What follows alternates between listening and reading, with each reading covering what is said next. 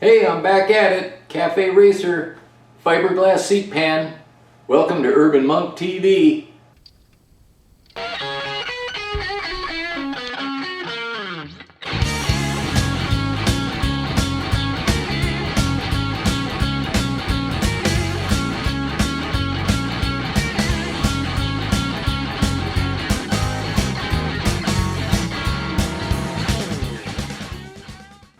Okay guys, so here's the deal with making a custom fiberglass seat pan. The fiberglass is less than fun at times to work with in that as you sand it, especially since I'm using power tools to kind of speed things up, that dust is full of little particles of glass fibers, and they end up in your skin and you're just kind of a little itchy afterwards. So you're wearing the long sleeves. Well, it's hot in LA right now, so that's less than ideal.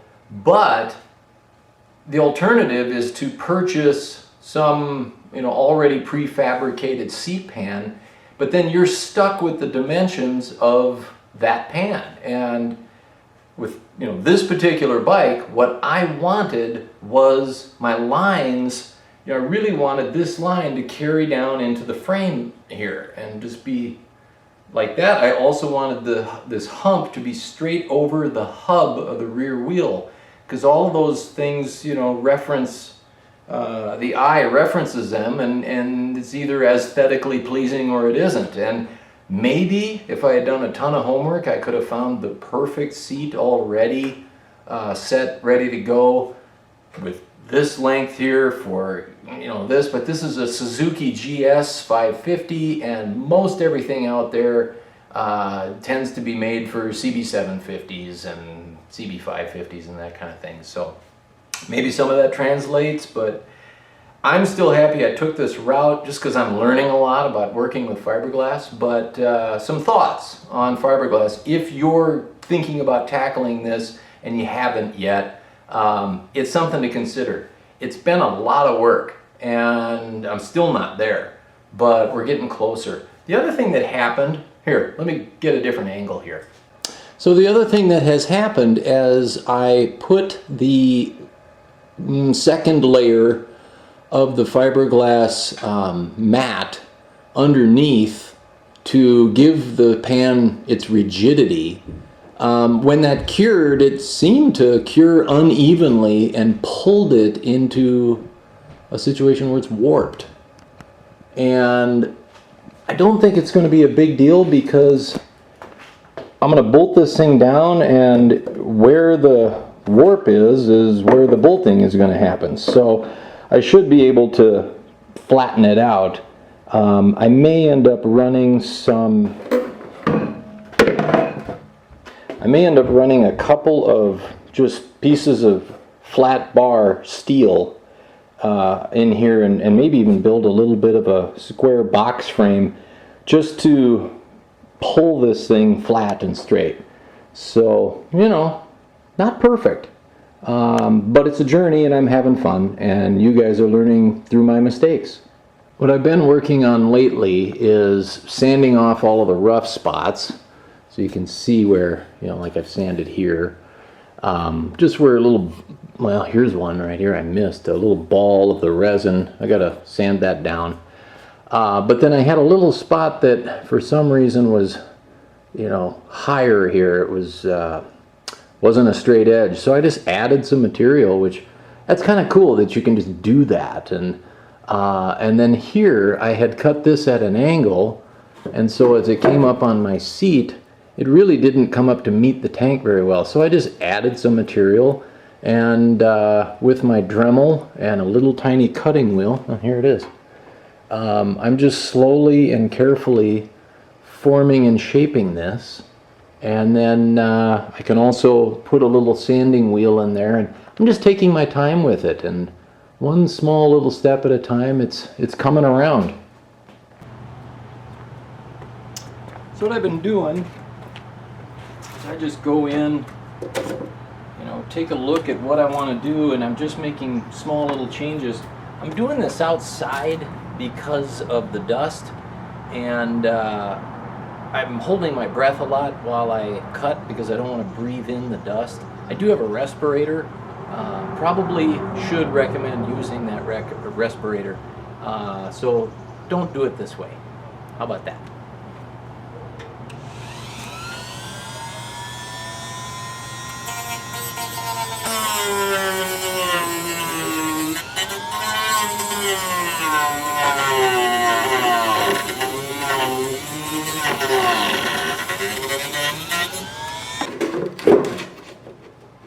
Getting there.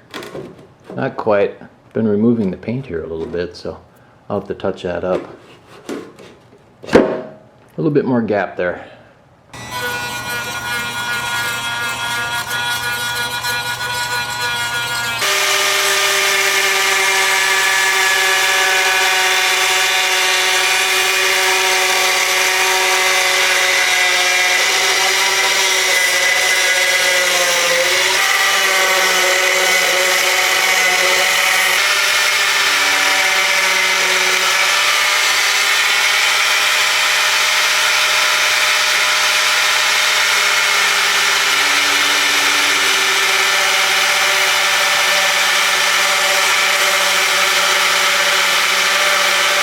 Starting to get the front where I like it, but now I just have to deal with, you know, this kind of little curly cue I've got here. I wanted to shave that back so this is a straight edge.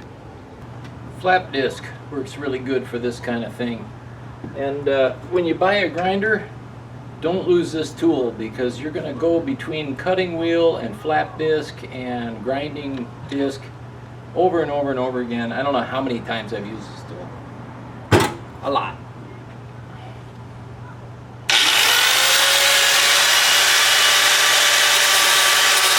So another place that I need to clean things up, here on this edge, you know, this isn't exactly straight, but I can work on that and use Bondo and body filler, same thing, to, you know, get that straight. And I'll use a straight edge like this along that to use as my guide. But on this side, for whatever reason, that thing curled out on me. Not sure why that happened, but what I want to do is add material inside here so that I can eventually shave in. So I'm going to just do exactly that. Mix up a little resin and put some more material in here. I can do that. It's easy. Come back tomorrow and start grinding in until this thing's straight. I only have a little bit of resin left, but it's not going to take much.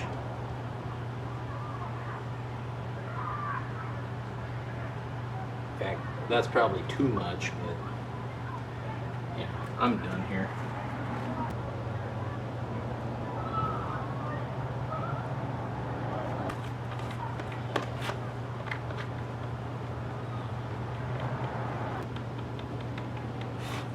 I don't even have a paintbrush, and I really don't care. I'm just gonna slap this on here. Every paintbrush I've used with this stuff, that's the end of it.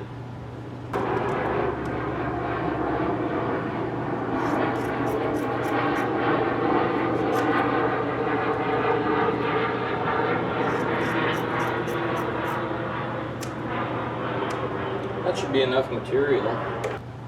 This might seem a little wacky, but I put some of the resin down. Now I'm just going to get this covered in resin by just dipping it right in. I don't care if my fingers get covered in it. I'll just take these gloves off. I just want to soak this all the way through and then just stick it in here. I can even double this up. Well, no, maybe I won't try that. Grab another piece.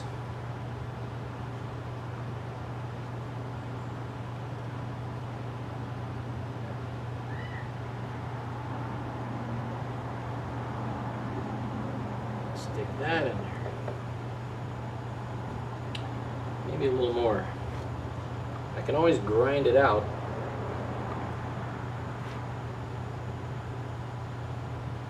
Here, this one I'm going to fold over.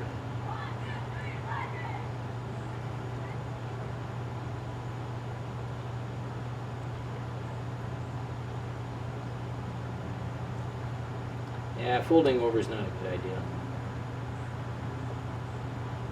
But now there's a lot of material there that I can sand into. I may just make one more strip, real thin. New gloves. I need my scissors.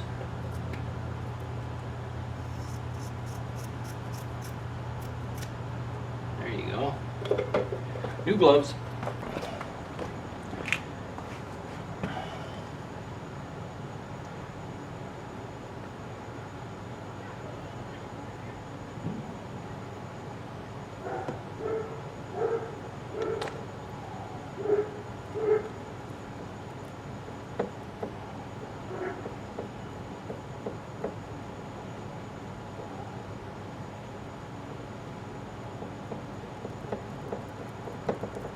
There.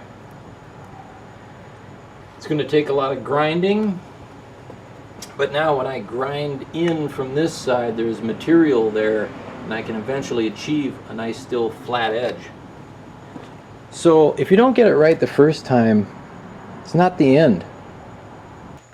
So I want to introduce you to our family dog. I'll put a picture of him here. His name is Desi. And the other day, two things happened. One, I was commuting home from work, lane splitting through Los Angeles traffic, as I often do, and I was come up on another motorcyclist who, I gave him his room and let him lead the way, and a car was not moving over for him. It just simply didn't know that he was there, this cager. And it happens a lot, they're just not checking the rearview mirror. So lo and behold, another motorcyclist not seen, especially coming up from behind. So it happens all the time. And so then this guy in heavy traffic goes past, gets his brake, goes past, and then looks back, does one of these and shakes his fist, gives her the finger or whatever. And so why the dog? The other day my dog fell down the stairs. We got kind of a slippery steps. He was going too quick, lost his footing, and he just went barreling down into the end and then hit the wall on the opposite end of the stairwell. And it had to have hurt. I saw it happen. And he shook it off, and 5 seconds later, it was clear to me that he had completely forgotten that that event had ever happened. And I thought, man, this dog knows how to live in the present. Like, the pain is probably still there in his head or his nose from running into the wall, and he didn't care. He was just happy, and his tongue's out, and he's smiling again. And so what can we learn from dogs about just living in the present? So this guy is so angry about the past, this car that won't get out of his way, that he's looking back to shake a fist at the past. Meanwhile, any number of other cars could cross in front of him and take him out, and he can't see it. And I just thought, we got to be more like a dog, That's a problem. She shouldn't have got in his way, but it happened. It's over. Move on. And keep focusing on the present, which is the next car that might cut you off. So that was just a thought. Hope you'd enjoyed that. Okay, so it's the next day. We've got a lot more material built up here. So as soon as I have children who have awoken from sleep, can make some noise, and we will cut this off and sand in and just bring that bring that edge that kind of went out this way, bring it up straight. So while I'm waiting on my ability to make noise, I've got two different colors of paint that I want to try for, you know, the frame parts and hardware. And I know I want to go with a dark brown. I'm going to try Kona brown and leather brown, but I don't know which one of these two I prefer, so it's gonna I know I don't like that. Let me show you those. I think I'm liking leather brown. The Kona brown is almost kind of burgundy-ish. I can always change my mind later, repaint. I'm gonna get some parts painted with that and just see how they look.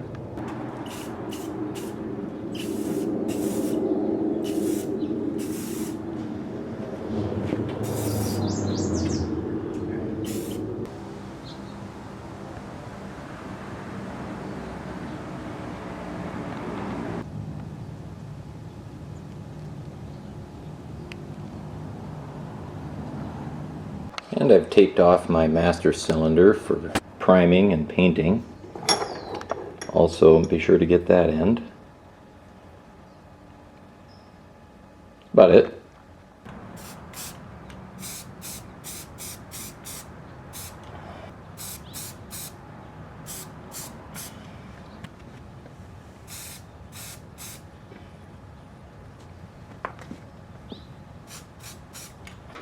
One thing I want to mention real quick, maybe I'll do this also in the video where I put the master cylinder back on to the bike, but this master cylinder, I'm just going to do a little quick rebuild on it, and looking for the GS550 master cylinder kit, struggled to find it, and looked and looked and looked.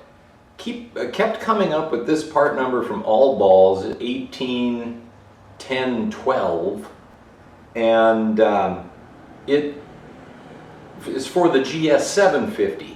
And I kept looking at photographs of the GS750 and of the GS550, and those master cylinders for 1977 to 1979, they look, or 79, those 3 years, they looked exactly the same to me.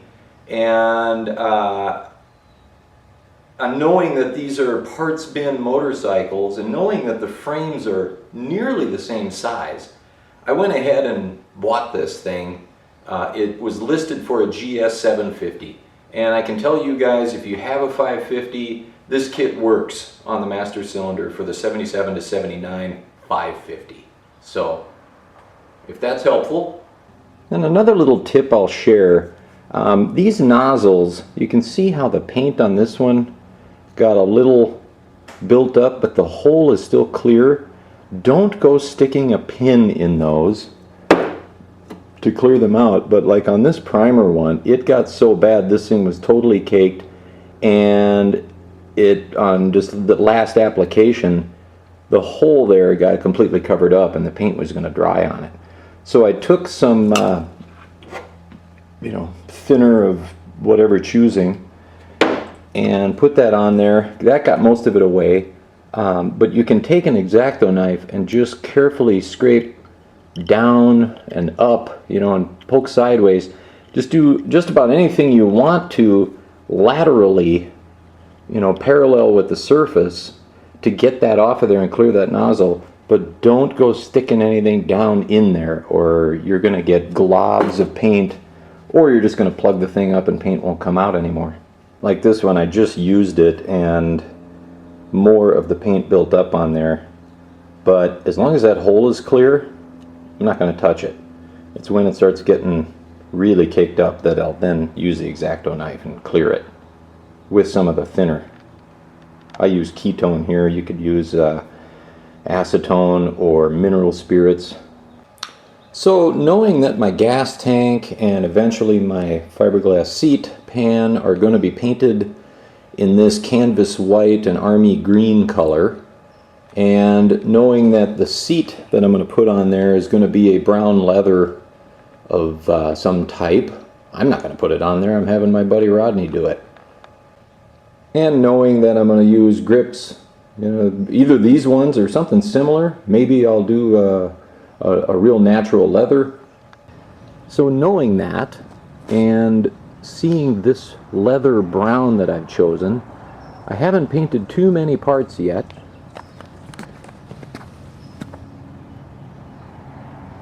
We're getting there. I want to know what you guys think about these color choices. Not that I'm going to change the gas tank at this point, and I'd like that, but I do have choices on these parts and the frame. So let me know what you think about that brown being the color of the entire frame and all of the hardware. I think I'll leave the painted finish on the clip-on handlebars that I'm going to use. They came in black, and I'm going to leave them black, and there's also some you know, brushed aluminum, just natural aluminum color, I'll call it, hardware to that, and there's still going to be some chrome on this thing, and there's plenty of polished aluminum on the engine. Let me know what you think. Leave a comment. Is the brown too much? Go with black? Or is there a lot of black framed motorcycles out there, and maybe the world has enough black framed motorcycles, and it'd be nice to have something a little bit different? Certainly the brown works with the canvas white creamish color and this green, but that doesn't mean it's the right thing to do here. So I'm interested in what you guys think. Leave a comment below. So now that I have this on here, I can see that I've got the material I need to shave away and create a straight line along this side. So ugly now, but there's the potential for clean straight lines. You just need the material. What I have a problem with is I'm using the table now that I would use for grinding for painting. So I've got myself in a bit of a predicament where I can't move forward with this thing. I need that table to clamp down to. I don't want to do any of the sanding on this thing in here because the dust gets everywhere on my cars, on my tools and equipment, and I just want to do it outside. So that's going to be it for this week. Made some good progress with the seat pan. Keeps moving forward step by step. Got some painting done. Hey, if you guys like what I'm doing here with the Cafe Racer project and you want to make sure that you're getting updates, they've got now this new notification bell that you can click. Or give this a thumbs up if you like this, and subscribe, and you'll always know when I'm putting up a new video regarding this GS550 project. Or if you're into the adventure touring motorcycle thing and you want to see some of my V-Strom stuff, that's always happening too. So hey, thanks for watching.